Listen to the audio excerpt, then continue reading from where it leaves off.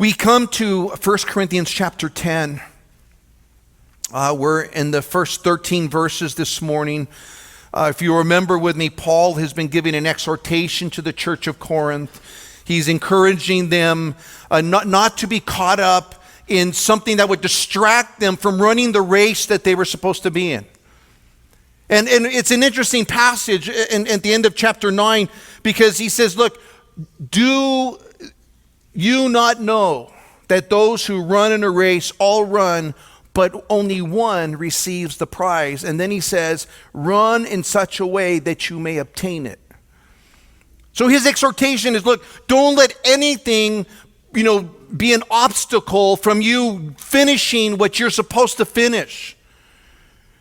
You run to win this Christian life that God has given you. You run in such a way that you want to be where God has designed you to be and where God has planned you to be, and He's got a purpose for you to be. And part of that warning was that you can be distracted by the things of this world that would keep you from running your race. We can demand our rights, our privileges, and say, I have a right to do this, and no one's going to tell me otherwise. And that very right can hinder what God has for your life. It might not even be wrong, but it could just be something that, because you're insisting upon something that God has that's different for your life, you can miss out on what God has for you. And Paul uses himself as an example there in chapter 9. He says, look, I had the right to receive an offering for laboring amongst you. He goes, but I forwent that right because I want the gospel to go forth without any hindrance. And so he was just kind of telling them, look, he wasn't trying to brag. He wasn't trying to go and say, look what I did. This is what he was saying. Look, guys, the gospel going forth is more important than the right that I possess in order to even be cared for. So he uses himself for an example. He's going to use another example in chapter 10. And this next example is going to be the nation of Israel. He's going to go and say, look at the nation of Israel. Look what God had in plan for their life and what God intended for their life, and yet they never fulfilled what God intended or God planned because of things that they allowed to hinder them from getting there. And if you remember and we'll be looking at it in the text this morning, but if you remember that God's plan for the nation of Israel is they would enter into the promised land. That was the land where they would find plenty, that they would have rest, that they would have God's protection upon their life. But because of unbelief, and he's going to go through a list of things we'll be looking at this morning, but because of these things that hindered them, they remained in the desert for 40 years, and no one under the age of 20 years old ever entered into the promised land. They died in the wilderness. And so God is going to use this as a wake-up call for all of us, for the church in Corinth, but I think for the church this morning. That he wants us to understand that, you can fulfill God's plan or you can settle for something less. And those things that will hinder you. And I think, as he was earlier talking about the weaker brother and the stronger brother not, being a stumbling block to the weak, I think he's warning the stronger brother here. The ones who think, I'm good. I got it all, under control. I don't have any vices that I can get caught up in. So, I got liberties that I can exercise. And here's the warning. It's beginning let's read verses 10 through 13, and then we'll come back and we'll expound it. If you have a Bible, would you open 1 Corinthians chapter 10, read along verses 1 to 13. Moreover, brethren, I do not want you to be unaware that our fathers were under the cloud. They all passed through the sea. They were baptized into Moses in the cloud and in the sea. They ate the same spiritual food, all drank the same spiritual drink. They drank of that spiritual rock that's followed them, and that rock was Christ. But with most of them, God was not well pleased, for their bodies were scattered in the wilderness. Now these things became our example, to the intent that we should not lust after evil things as they also lusted.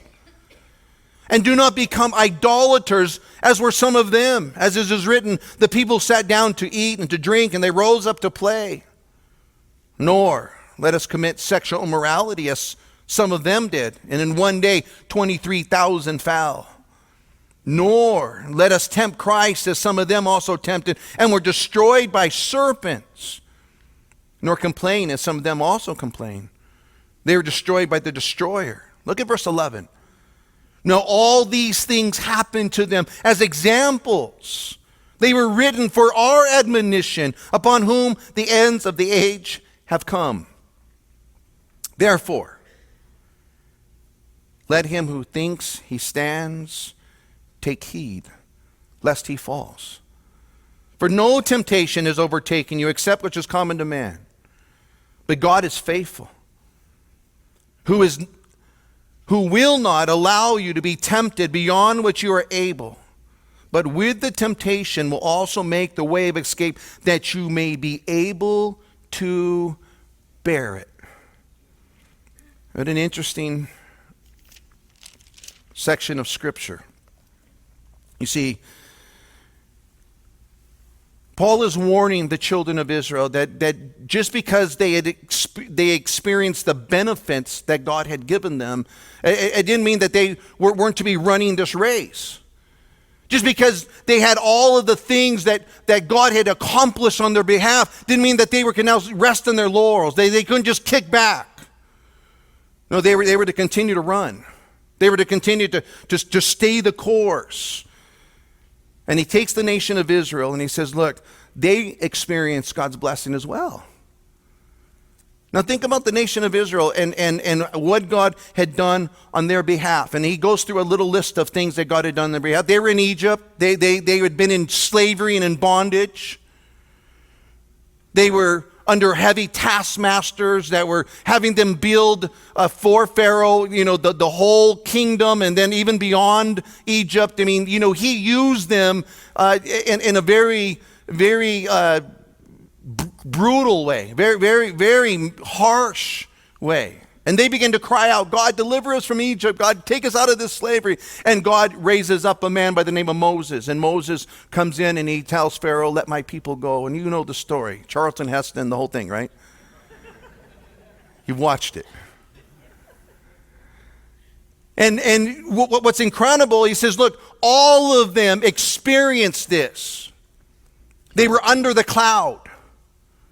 And what he's talking about is that God hovered over them in a cloud, and he was leading them all the way through their journey. And then when the Egyptians began to follow them, it says that cloud went behind them, and it was light for Israel, but it was darkness for the Egyptians.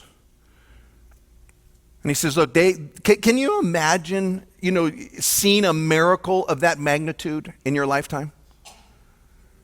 Where you're literally seeing a cloud that's leading you, and it's at night it became a fire, during the day it became a cloud, and so what think about in the brutal sun, you got shade, you got protection, and then when the enemy's coming up behind you, that cloud would just kind of fall behind and kind of become a barrier between you and your enemy. They experienced the blessing of God. And then he says they passed through the sea. Now they were up against the Red Sea. You remember the story. Moses raises up his staff, the waters part, and they walk across on dry land. And then think, okay, just some act of nature, just kind of parted the Red Sea, as though that can happen. But then as soon as they get to the other side, the Egyptians begin to run and try to follow them. And then that sea just kind of closes up and they all die and drown in that sea. God's favor, God's protection, God's blessing upon the nation of Israel. And he kept telling us, all of them seen this. All of them were partakers in this. Notice what he says there in verse 2. They were all baptized into Moses in the cloud and in the sea. And what he's trying to declare to them, look, they identified with Moses. Because Moses was doing it and they were following it, they all partake in that same blessing together. And you and I have a leader, Christ.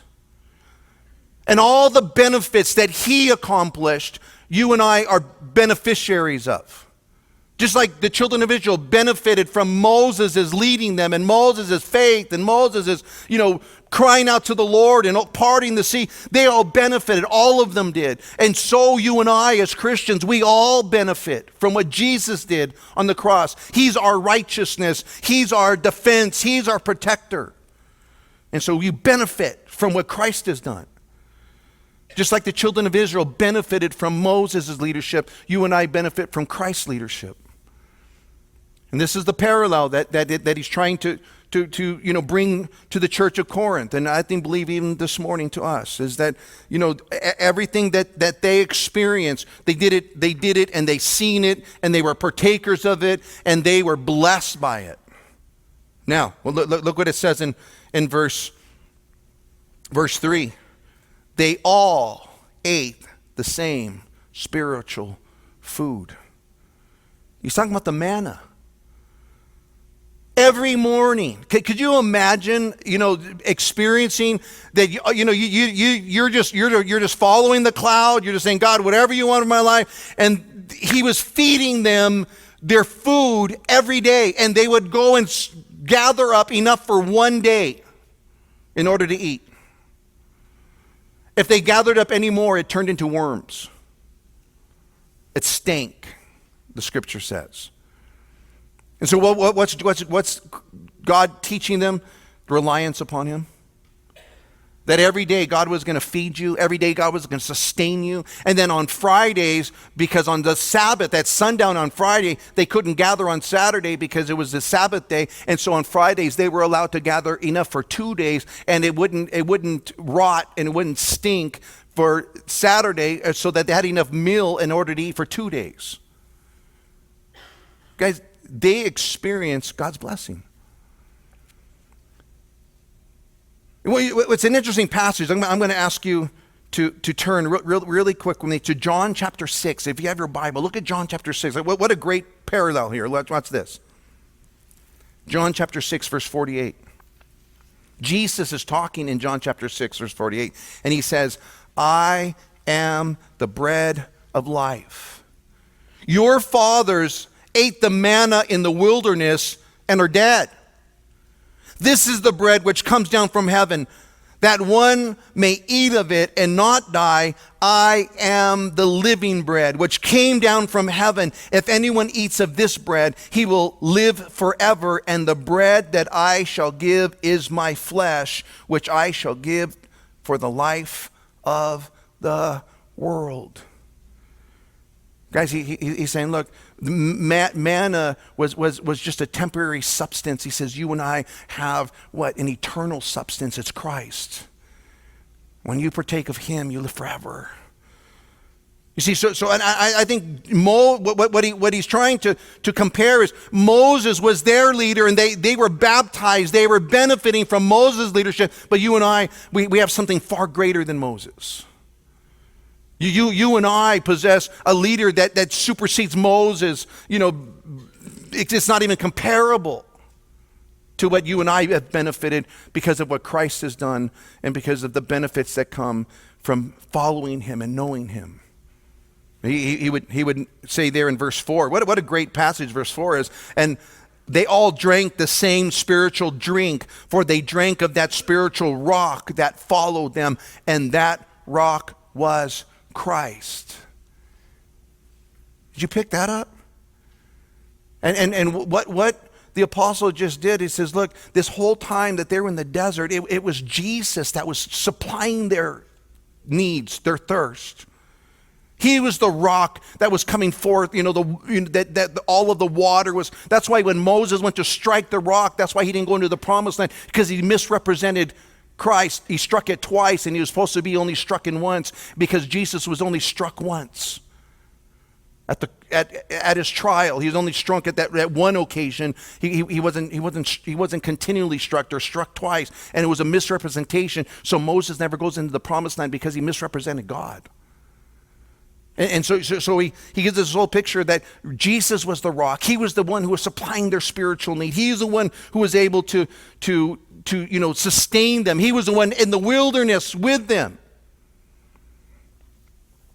Jesus in John chapter 6 verse 35, he said, I'm the bread of life. He who comes to me shall never hunger, and he who believes in me shall never thirst. And he says, look, they had all of their needs met. They had all the benefits of God as they followed Moses. Their food, their water. They freed from bondage. I mean, think about all of the benefits that Israel, and he says it wasn't just the good ones, it was all of them, right? They all received the benefits. Now, look what he says in verse 5. He now changes the subject, and he says, look, even though all of them were beneficiaries of what happened, but, look what he uses there. When you see the word but, he's changing and bringing a contrast here. He says, but with most of them, God was not well pleased, for their bodies were scattered in the wilderness. Even though they had received all of the benefits, of following God and following Moses, he says God wasn't pleased with them. And so none of them entered the promised land, with the exception of two men, one Caleb and the second one Joshua. Two men out of 2 million that experienced God's benefits. Only two of them entered into the promised land. And I think here's where Paul is wanting for us to really take heed to the lesson that he's trying to convey. He says, look, we need to be running this race, church. And it's not just because I said a prayer or I go to church, or no, God wants you to finish this race. He wants you to excel in the things that he's called you to do. And so he says, look, for most of these guys that seen all of God's blessings, they never finished their race. They never went into the promised land. I don't think the promised land is a picture of heaven. I don't see that in the scriptures. I think the promised land is the picture of the victorious Christian life, because when they got into the promised land, they were still at war. When we get to heaven, we're done. There's no more war. I think the promised land is that, remember Caleb when he goes into the promised land? Caleb goes, you know what, I want that hill over there. Well, what hill is that? That hill over there. It's the one God promised me. It was the hill where the giants lived. At 80 years old, he says, you know what, God's still able. With me and my cane, we're going to take out the giants. Because you know what? Because Caleb wasn't putting his confidence in himself. He was putting his confidence in God. And so it's interesting. He says, look, many of them, most of them, God wasn't pleased with. Matter of fact, they were scattered all over the desert. There was graves everywhere. Rather than entering into the promised land, having the victorious Christian life, only Joshua and Caleb, because they believed God, the rest of them, murmured and complained, and we'll look at all of it here. Now, look at verse 6, and I think this is, again, just the heart of what Paul's trying to convey there in verse 6. These things became our examples, our pattern. This is something that you can look at and go, man, if that happened to those that received the benefits of God, then what does that mean for me? Here's our example. To the intent that we should not lust after evil things as they also lusted. Does it get any clearer than that? Because here's your warning. Don't be lusting after all the things that are outside of God's will for your life, rather than just following God and his plan. And how easy that is for every one of us to be discontent, to think that, but with the children of Israel, they're not even a couple days out. They're already going, man, we should go back to Egypt. I miss the leeks. Who misses leeks? Onions. They're like, we don't have any leeks and onions. And then they start complaining, this is always this stupid manna. That's all we have. Manna Tony. Manna bread. They just, They were just murmuring and complaining the whole time. But what's interesting, God says, you want meat? I'll give you meat. And he sent down quails. I mean, just heard, it says so much quail that it was coming out of their nostrils. You're not content. You're lusting after the things you can't have rather than being content in the things you do have. Now, can you imagine? You would think that any one of us, I know, Lord, if you're with me in the middle of the desert and you're giving me food and water and drink, what else could I want? But then, you start going, man, I wish I had a filet mignon. How quick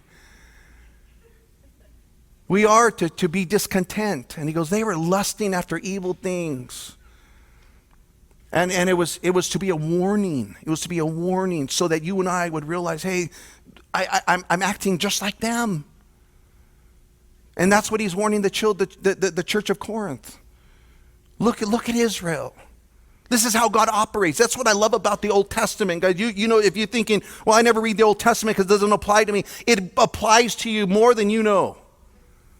Because all the lessons of those men that are documented there were there so that you and I can learn from their mistakes, to learn from their successes, to learn from their lives so that we go, this is how God deals with us.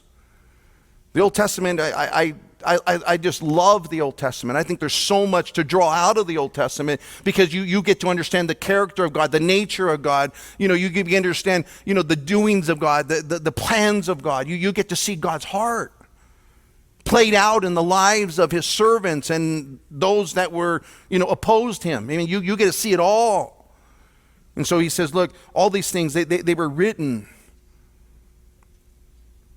for us so that we can learn the lessons of how God deals, how God sees things. And then from that point, he begins to expound on some of those events that it took place in the lives of the children of Israel in their journey to the promised land. And one of those events he documents in verse 6. He says, verse 7. He says, and do not become idolaters as some of them, as it is written, the people sat down to eat and drink and they rose up to play. You know where that passage comes from? That was the time when Moses went up to the Mount Sinai to receive the 10 Commandments, and he was up there for an extended amount of time. And he was up there, the people began to get restless, and they began going, where's Moses? Where's our leader at? He's not even here. And then they come to Aaron, they say, Aaron, Moses left us. Make us a god to lead us. And Aaron says, okay, give me your gold. Start taking off your earrings. Everyone's pitching in gold. And then it tells us that he melted the gold down and he formed out of that gold a golden calf. And they began to worship that calf. They actually began to not only worship the calf, but they began to be very central. That's the wording. They rose up to play, and it speaks as they were like they were in Egypt, sexually becoming very active in that whole meeting that they were having, that whole worship service they were having. And as Moses was up on the top of the hill, they start to come down, and they said, hey, what's that noise in the camp? And his servant who was with him, he says, I think it sounds like war. He goes, that's not war. That's the children of Israel, and they're rebelling against God right now. Sounds like a party. And as he comes down the hill, remember Charlton Heston picks up the tablets, throws them down, and he comes into the camp and he says, Aaron, what did you do? What are you thinking? What are you doing? He goes, it's the craziest thing ever happened, Moses. It's crazy. I got this gold, I threw it in the fire, and all of a sudden, the calf came out. I think that was the second worst excuse you've ever heard in the Bible. It was the first one, Adam. Remember? Adam, it's the woman you gave me, Lord. It was her fault. Me and you were just fine until she came into the picture.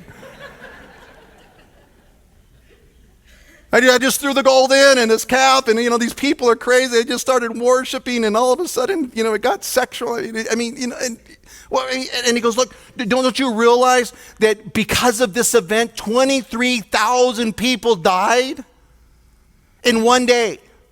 Now, if you go back and read that account in the book of Numbers, it tells us 24,000 people died. I think what Paul is declaring is that 23 of them died that first day. It was another, still some residual afterwards. But in that one day, 23,000 people died because of idolatry. And so it was a warning. Just because you have all the benefits provided by God doesn't mean that you can go and indulge in those things that would be offensive to God. Doesn't mean you can go and indulge in idolatry like the rest of the world is involved in idolatry, because there's still a judgment that God will bring. I don't know if I'm not so sure he's not saying you're not going to go to heaven. He's saying God can take you out. I don't know if we're not going to see any of those in heaven that died in the wilderness, but they definitely didn't enter the promised land. They never fulfilled the purpose that they intended to partake in. Right? None of them. 23,000 of those men died that day. Look at, he gives another picture here. Look at the verse 8. Nor let us commit sexual immorality as some of them did, and in one day, did I drink? Verse 9. Okay, that's why. No, I really got backwards. Okay, verse 8. It wasn't 23,000 in that case, it was this case. Look at verse 28, verse 8. Nor let us commit sexual immorality as some of them did, and in one day 23,000 fell. This is a different story. And this story was when the children of Israel were wandering through the land, and the Moabites were afraid of them. And so the Moabites the king of Moab went and hired Balaam. Balaam was a sorcerer. Some believe he was a prophet. He goes up on the hill and they want him to curse Israel. And he goes up and he blesses them. Not just once, not just twice, but 3 times. And he goes, look, I can't curse them. If God's blessed them, what am I supposed to do? He says, but I have one solution for you. Instead of sending your army to go and defeat the Moabites, your men, send the women. And have the women seduce them. And then if you can get them to seduce them, then God's hand will come off of them, and then you can defeat them. That's exactly what they did. The Moabite women come in. They began to intermingle with the men of Israel. They began to seduce them, and they had sexual relations with them, and as a result of it, 23,000. And then that was the Numbers account in Numbers 25, where he says, it tells us 24,000 died, but Paul says 23,000 in one day died in this instance because of sexual immorality. Now, if God brought judgment upon the children of Israel because of sexual immorality, do you think he just winks at it now? Do you think, that was then, for now it's okay, you're fine? No. It's a warning. You want to live in sexual immorality, man, you will never fulfill God's plan for your life because you're living in a whole realm that God can't bless. And so he's warning them again. Not only idolatry, but man, think about the consequence of sexual immorality to the children of Israel. And so we can't justify it or make excuses for it. We got to call it what God calls it. He calls it sin. And anytime we're in a sexual relationship outside of the marriage covenant, man, you're putting yourself in opposition to God. And he warns us. Over and over. Look at the next one. Look at verse 9 now. Nor let us tempt Christ, as some of them tempted, and were destroyed by serpents. Turn to me to Numbers chapter 21. Another account here. Numbers, the book of Numbers, the 21st chapter, the 4th verse. he gives us the account of the serpents there in chapter 21, verse 4. Watch what it declares. They journeyed from Mount Or to the way of the Red Sea to go around the land of Edom. And the souls of the people became very discouraged on the way. And the people spoke against God and against Moses. Why have you brought us up out of Egypt to die in the wilderness? For there's no food and no water, and our soul loathes this worthless bread. So the Lord sent fiery serpents among the people, and they bit the people. And many of the people of Israel died. Therefore they came to Moses, and they said, Moses, we've sinned, for we have spoken against the Lord and against you. Pray to the Lord that he will take away the serpents from us. So Moses prayed for the people. And the Lord said to Moses, make a fiery serpent, set it on a pole, and it shall be that everyone who is bitten, when he looks at it, shall live. And Moses made a bronze serpent and put it on a pole. And so it was, if a serpent had bitten anyone, when he looked at the bronze serpent, he lived. They were complaining, God, your plan isn't good. You're not giving me food. You're not giving me, all we got is this dumb manna. Every day, manna, manna, manna, manna. I'm sick of manna. I mean, I can just hear him, and it's incredible. He goes, and so God says, you want to complain? And he sends fiery serpents, and they begin to bite them. Now, the serpents were already there. God had been, they're in the desert. But God had been protecting them from the serpents. You don't want my protection? I'll have to just pull my protection away. And here all these serpents come in, and they begin to die off, and they go, wow, we blew it. We need God's protection. And then he tells Moses, just do this. Go and make a serpent, put it on a pole, and everyone that gets bit looks up to the serpent. And if they, by faith, will look up at the serpent, they won't die. You know what's incredible? Is Jesus uses that as a picture of himself. He goes, I'm going to be lifted up like Moses, like the serpent that was in the wilderness. When the people will look at me, they'll be freed from death. Think it was a picture of Christ. And all this world, guys, we're in a world that we're getting bit every day, and sin and evil and all of the things. And the only way that you can be freed from it, the only way you can be delivered from it, the only way you don't die from it is if you look up at the cross. And Jesus is able to deliver you no matter what you face, no matter what you're going through. But it was all because of complaining. It was all because of discontentment in their own lives. And so Moses, Paul is using that illustration to say, look what happened to the children of Israel in this situation. And then he goes to one step further, and look what he says. Verse 10, nor complain, as some of them also complained, and they were destroyed by the destroyer. Now, we don't know exactly which instance he's talking about because they complained all the time. But there was a couple of those complaints. One in Numbers chapter 16 when the sons of Korah rebelled against Moses, and they were saying, who do you think you are? God only speaks to you. God speaks through us too. And they started to raise a rebellion against Moses and trying to unseat him as the leader. And this is what happened. It says that the earth opened up and swallowed them, the 250. And then a plague broke out, and many of them died that day. And here's the whole picture, guys. Here's the whole lesson that he's trying to say. If those that experience God's blessings had God's consequences, what makes you think that it's any different for us that have experienced the blessings of Christ? But we won't surrender. We won't repent. We won't listen to the warnings that he gives us. You think there's not going to be a consequence for us? Well, look at the next verse. And I think here again, he just once again admonishes them.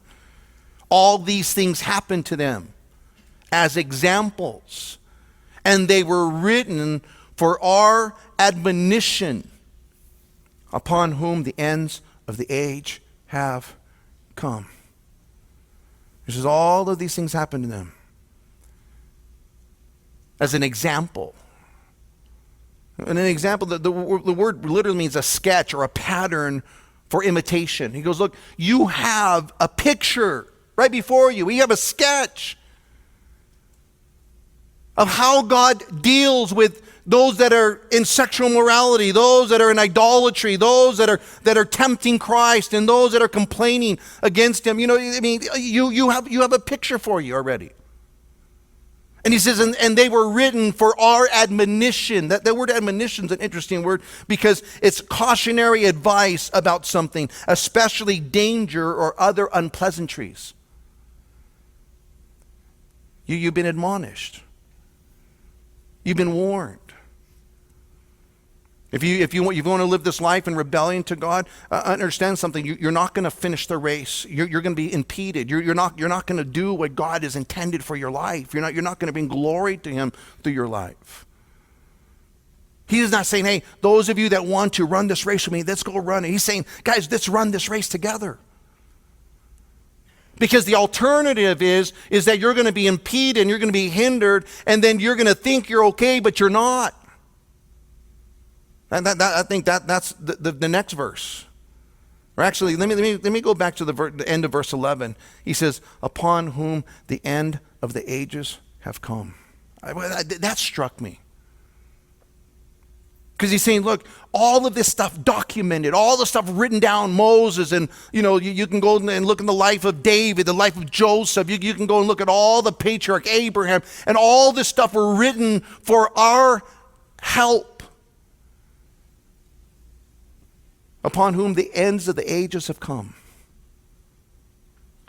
In other words, those of you that are living in the latter days, man, you have something that you cannot deny. You have the patterns of all of these things. You have the sketches of all these things. Guys, I think if anyone can claim to be living in the last days of any generation, it's you and I. We're living in times that you don't know what's going to happen next week, next month, next election. You don't know what next terrorist is going to attack, whether it's abroad or it's a homegrown terrorist, whatever. We don't know. They're saying across the border there's so many things that we don't even know that they're sneaking in right now. I mean, we're living in times where we don't know what tomorrow holds. And so you should be warned. Should be admonished. We should take the things that God declares, and we should take them seriously. And as a matter of fact, as we go into that next verse, watch what he says there in verse 12, he says, therefore. Whenever you see the word therefore in the scripture, he's putting application to the things he just declared. Therefore, let him who thinks he stands take heed lest he falls. There's a danger. The danger is that you think you're okay. You think you're standing. And anytime you think you're standing, and you got to be careful lest you fall. Oh, I can dabble in a little bit of sin. It's not going to trap me, and I'm stronger than that. I can stand. And be careful. Be careful. If you think you can stand, you're in a greater danger because you're not heeding the warnings. You're not even looking out for anything that can trip you up or something that could make you stumble because you think you got this all figured out. I mean, I've been a Christian for 30 years. I'm not tempted by that. I'm not, come on. I mean, I've been a Christian for so long. I don't even need to pray. I don't even need to read my Bible. I already read it twice. I don't even know to go to church anymore. I've already learned everything I need. Once you think that you're there, man, you're susceptible to fall. You're in a greater danger than someone who's watching and someone who's aware that the enemy's trying to trip him up. And he gives that warning. He gives that warning to the church of Corinth, and he gives that warning that you don't become complacent in this. Don't think that you're above it. That somehow it doesn't apply to you. He's saying, look, take heed lest you fall. And then watch this, man. This is incredible. Watch what he says here, verse 13. I'm sorry. No temptation has overtaken you as such as is common to man. But God is faithful, who will not allow you to be tempted beyond what you're able, but with the temptation will also make the way of escape that you may be able to bear it. I love that. All temptation, it's common to man. Every generation, everyone alive, we're all going to experience temptation. We're in a fallen world. We're in a broken world. Temptation's all around us. But God is faithful. And if you're going to put your reliance upon your strength or your abilities, you're setting yourself up for failure. You're setting yourself up for a fall. But if you're putting your confidence and your trust in God, then you're going to have the ability to overcome anything. I can't do it. I know that. I don't put myself in positions where I'm going to fall because I know I'm susceptible. So I don't put myself in places where I know I have weaknesses, where I know that I can be swayed, and because I know in my flesh, if I'm going to rely on Ray, I'm in trouble. So I try to remove myself from those things, and then when those temptations are inevitable, they're everywhere. Those temptations are on the television, they're on the movie screen, they're on the internet. Those temptations are on the magazines. I mean, they're walking down the street. I mean, temptation is everywhere, and it's common to man. We're all going to be tempted. But God is faithful. And He will not give you anything that you cannot endure. He will never tempt you. You will never be tempted beyond what you're able to withstand. And I think it's important to understand that God is not the tempter. He's not the one who's going to tempt. It's your flesh, it's the devil, and it's the world system that you and I are in because it's broken and fallen. That's where the temptation is. But if you lean on God, He will get you through those temptations. You cry out to the Lord, God, I can't handle this. God, help me right now. And you do that, and God's going to sustain you in the middle of it. It's interesting. James chapter 1 and verse 13. I'm going to, again, ask you quickly to turn there. James chapter 1, verse 13. He says, let no one say when he is tempted, I'm tempted by God. For God cannot be tempted by evil, nor does He Himself tempt anyone. Each one is tempted when he is drawn away by his own desires and he's enticed.